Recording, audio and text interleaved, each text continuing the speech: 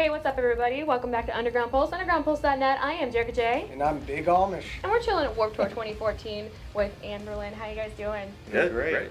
Now, this is kind of like a semi-sweet tour. You got one more after this, but this is it for you guys. Yeah, we fly straight to the UK from here, and or from Denver, the last show of Warped, and we have 3 farewell shows in England, and then a festival in Sweden.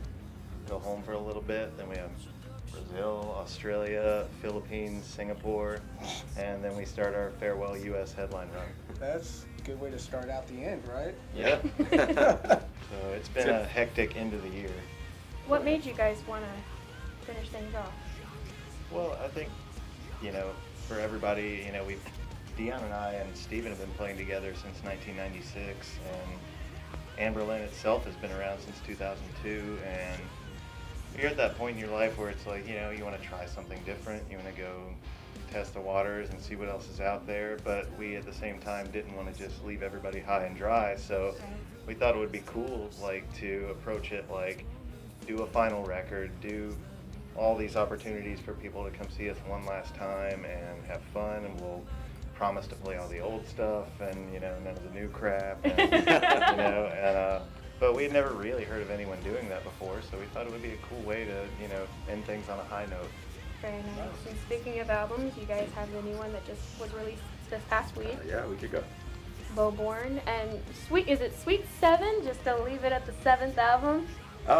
We initially had discussed not even doing a 7th album, but we had some songs that were already in the works, and it just kind of seemed appropriate with how we wanted to do things to round out the final tour as well as round out the final album.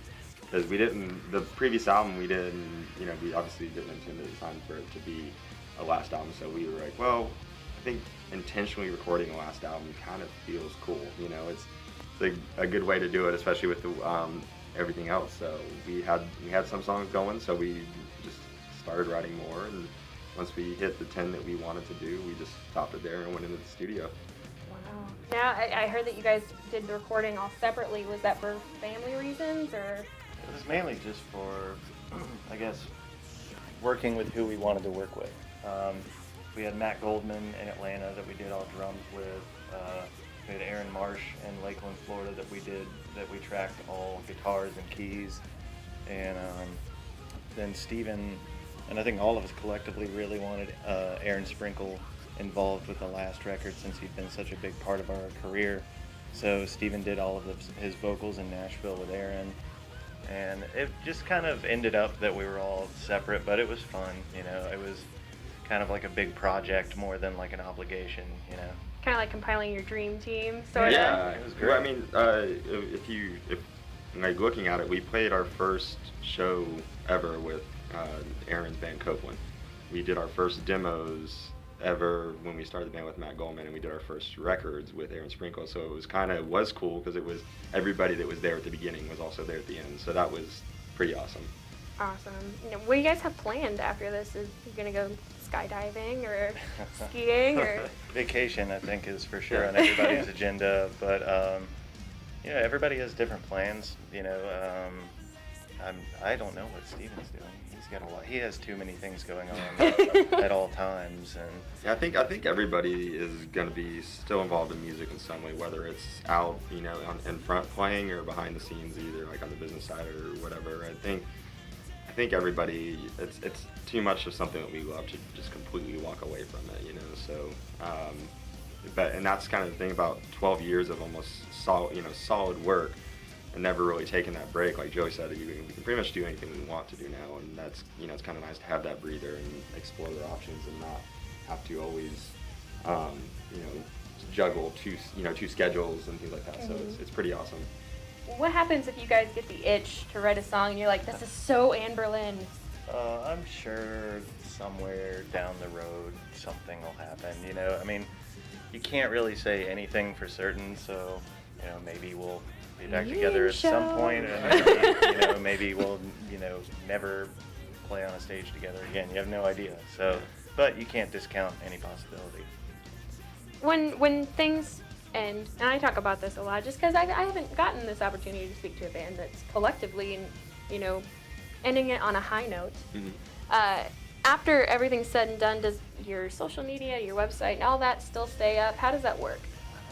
I don't know. I didn't think that far ahead. I don't think we discussed this enough. You guys are going to release a best of Anberlin album. We're really flying by the seat of our pants on that. That's a good We thing. did not think this through. I'm not taking care of that stuff. I don't know. You still got The time. updates are gonna be boring, I think, on Instagram. Still at so home. I don't know if there's really. I don't know what we'd do, but I don't really know what would be the point of, if we've gotten nothing going on. What are you gonna update with? Went to the movies today. Our timeline's gonna get very boring on Facebook. Watch for my dog everyone. play. Still not doing Anberlin. Yeah. Heads up. Week number 3 update. Yeah. Now, for those of I haven't heard the new album yet. So how does the sound compare to the previous albums? I think it's like a logical progression, especially with you have it's the most collaborative we've ever been on a record. So each guy in this band has like completely separate, influences. So diverse, dark, moody, heavy. Like there's a lot of moments. Awesome. I think it was when we initially knew that this was gonna be our last album. We had some songs. There was that moment where it was like, I think we felt that pressure to really try to make a Anberlin album, but what we came to terms with was making an album that was exactly who we are right now at the end of our career. And it's not going to be uniform. It's going to be a little eclectic, but in a weird way, to me, it all fits together because it's that collaborative 5-person effort it's completely honest, and this is like, this is it. This is our final album. This is who Anberlin is at the end of their career. So. Sorry, kind of getting emotional over here. Well, a big part of doing things the way that we're doing as well is that inevitably, I think, if a band's heart's not in it anymore, you eventually start to resent each other, start not liking each other. And we've been family for forever, and we all love each other, and we'd like to keep it that way. Yeah. So it's funny when people, they're like, I heard you guys are breaking up, but you guys are all like laughing and joking with each other and, playing around. It's like, yeah, we like each other. Good breakup. Like, Yeah. It's the kind of divorce you don't ever It hear goes from about. liking each other to just kind of being annoyed to kind of Yeah. hating each other to just really hating each other. All right, I gotta ask this separately throughout your entire career. What's your most memorable moment? wow. Or funniest, or whatever you got?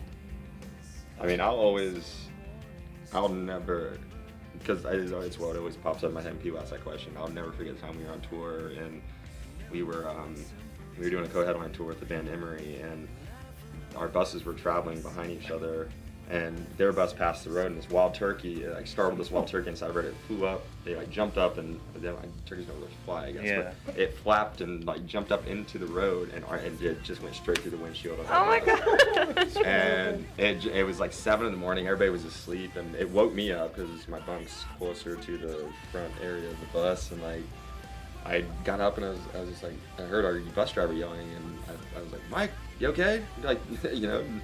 And he couldn't hear me because he was so busy yelling. I just thought maybe something cut him off or something.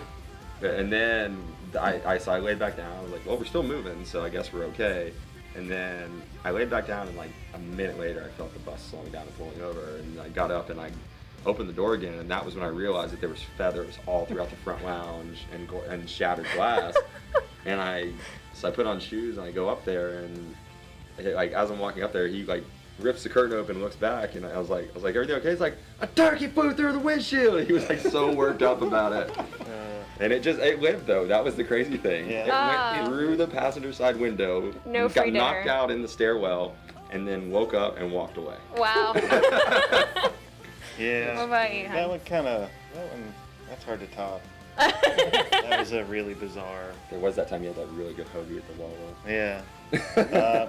Well, actually, we were in Leeds in England, and First UK tour. first UK tour ever. We were sharing a bus with the Early November, and so we all had to kind of share a dressing room. I think it was us, Early November, and Starting Line, and we all went into the dressing room, kind of threw our side bags down or whatever, and walked out to either go get food or sound check or whatever. And these 2 kids, I guess they had them on a security camera, ran in the dressing room from outside, grabbed whatever bag they first saw and ran out. It happened to be mine.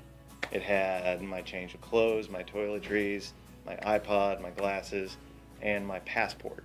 Oh So- no. And that was the second to last show on the tour too. Second to last show of the tour, so we get to... Customs love you. Yeah, our tour manager was just freaking out and made an appointment for me at the U.S. Embassy in London, which we were supposed to fly out of Glasgow to land in Denver, have one day off, and then start another tour.